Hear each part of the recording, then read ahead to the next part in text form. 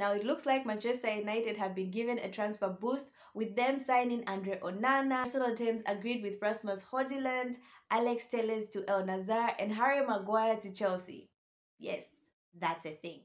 So hi guys, welcome back to my YouTube channel, Football with Priscilla. I'm Priscilla, obviously. So hi guys, welcome back to my YouTube channel. I have a very interesting video for you guys today. But before we get into the video for today, make sure you share, like, and subscribe. Make sure you share, like, and subscribe. So ladies and gentlemen, Manchester United have gone on a whole transfer high. Like, I did not see this coming, but apparently Manchester United is just like this. Fast with regards to the transfer window. Now, for us Manchester United fans who've watched Manchester United for a long period of time, Manchester United doesn't move this fast in the transfer window. Like, we get one player in this month, we got another player in the second month, and in the third month, as the season is about to open, we get one more player, and that is normally a panic buy.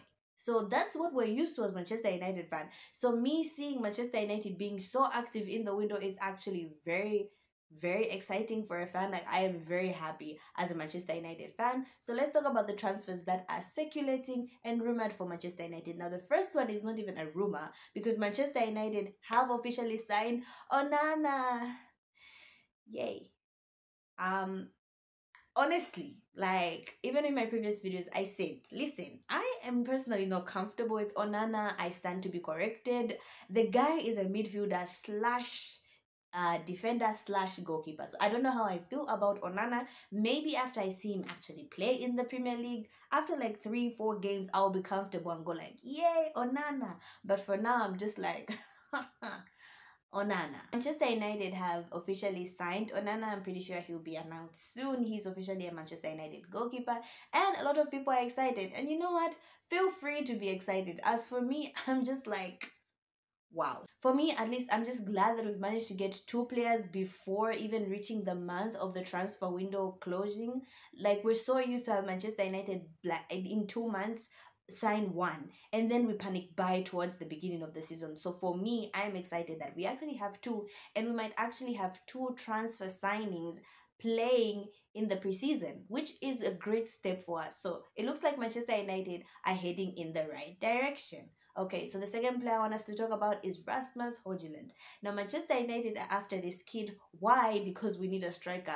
I don't know if there are no other strikers, but it looks like the market for strikers is actually very thin because there are not a lot of up-and-coming, well, there are a lot of up-and-coming strikers, but right now Manchester United need an experienced striker, of which those are few to none, right? Osimhen is obviously priced out.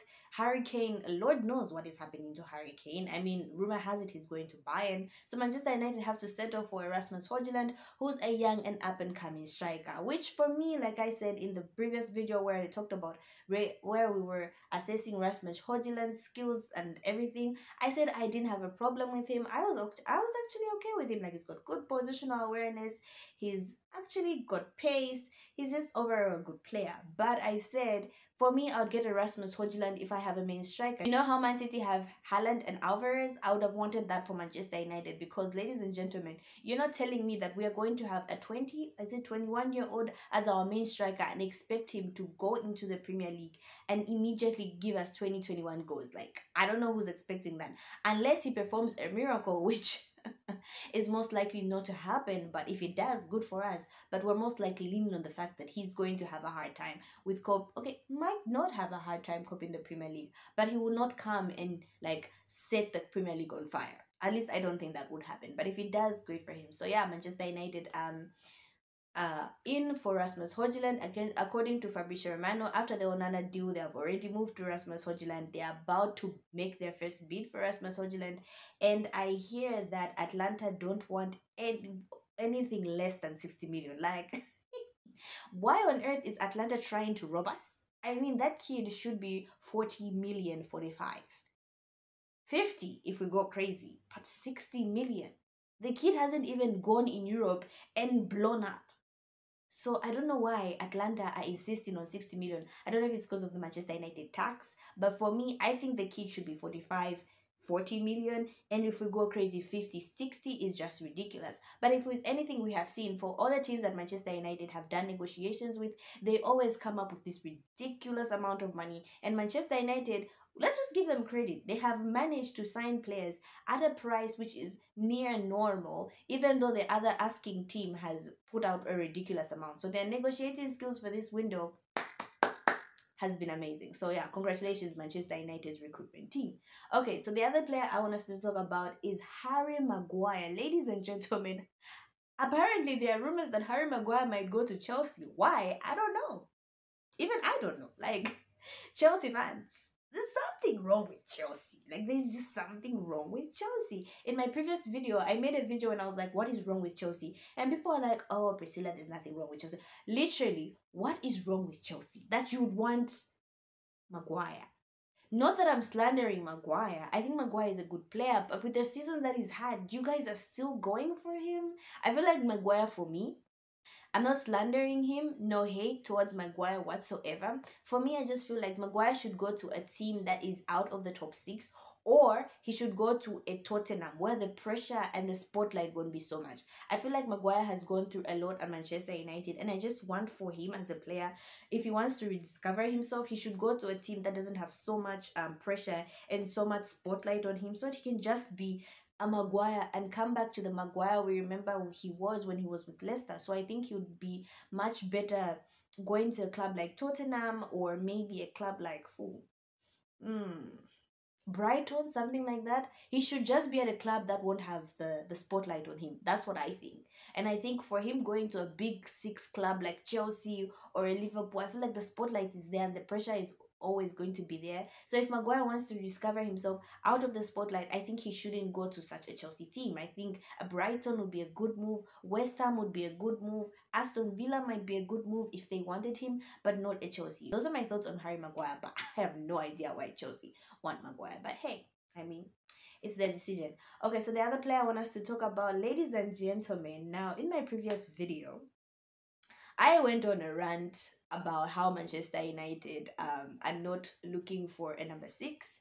And so the rumors about Manchester United being linked to Amrabat, for me, I'm very excited because, listen, we need a CDM.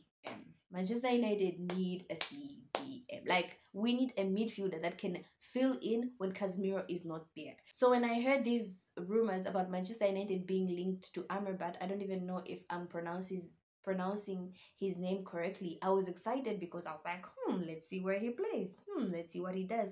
And he's a central defensive midfielder, and obviously I watched him play with Morocco, so at least we have an idea of what he is for. And it looked like, when I was seeing his skills, he's actually quite good.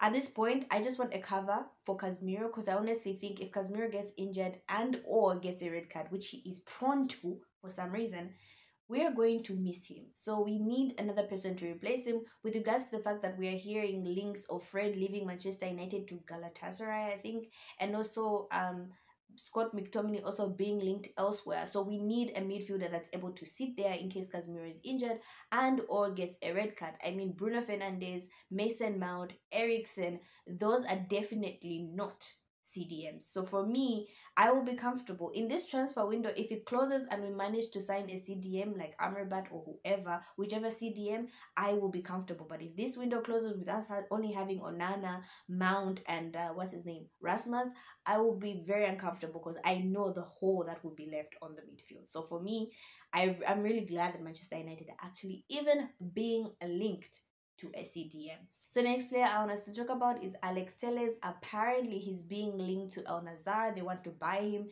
And listen, this is our time. You know how when we go and negotiate with people and we want a player who clearly might be a 40 million player and people are like 80, Alex Telles being sold should be somewhere at 35, but let's sell him at 40. We need that money. So for me, I'm like, yes, sell Telles, but sell him at a 40 million, 45 million price. Yes, we can hype Telles up. But if it seems like Al Nassr is like, hey, why they try and they negotiate, blah, blah, blah, 35 is fine. I would take 35 for Alex Telles. Like, I don't have a problem with that. But the fact that we have players that are actually being sold as Manchester United is very good. We are selling players. Look at Chelsea. They are selling their whole squad. and they're comfortable with it. I honestly don't know what's wrong with Chelsea at this point. But yes, so Tellez has been linked to Al Nazar, and it's good if we can get that Saudi money. I also hear Fred is going to Galatasaray and McTominay is linked somewhere else. For me personally, I would rather keep Fred over McTominay. I just feel like Fred offers us more legs, and I just think Fred is a good cover as opposed to McTominay. So it's great that Manchester United, in as much as we are buying players, there are some players that we're managing to sell. And for bonus news, ladies and gentlemen, Marcus Rashford has signed a new contract with Manchester United. Is it 5 years or 7 years? I think it's a 7 year or 5 year deal. I'm not sure. But listen, ladies and gentlemen, I'm seeing a lot of people angry with the wages that Marcus Rashford is going to have. My thing is why? Why are you upset? Like Rashi has been an academy player. He's been with Manchester United. Rashi has seen almost every coach. And I think for me, Rashford last year performed amazingly well. 20 plus goals. He's actually the reason why we're in a lot of competitions. Do you guys understand how contracts work? I mean, if you've got your star boy and you want him to renew, obviously you will need to offer him higher wages.